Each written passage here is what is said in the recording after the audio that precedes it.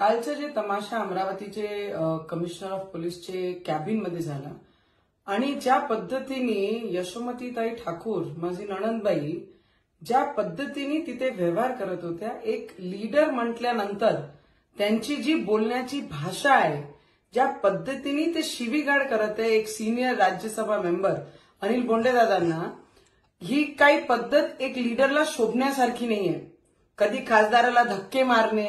कधी कोणाला हरामखोर पासून त्याचा तिरस्कार करणे।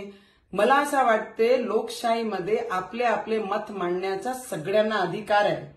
पण दुसरे लोकप्रतिनिधींनी आणि अजिबात जेव्हा महिला बोलतात आणि ऍज ए महिला जे लीड करत आहे त्यांनी या पद्धतीची भाषा, ते नेहमी म्हणतात अमरावतीची संस्कृती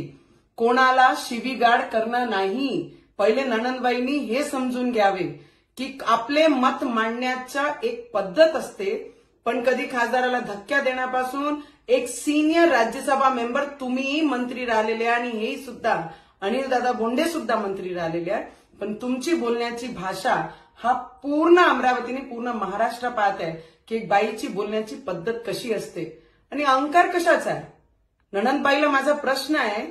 इलेक्शन येतात, कोणी पराभव होते, कोणी निवडून येते, पण इलेक्शन झाल्यानंतर जिंकल्यानंतर त्या गोष्टीचं डायजेस्ट करणं शिकलो पाहिजे आणि हे डायजेस्ट होत नाही, उतू बाहेर येत आहे, हे सगळे लोकांना दिसत आहे। येणाऱ्या काळामध्ये अमरावतीची जनता नक्की तुम्हाला हे धडा नक्की शिकवेल।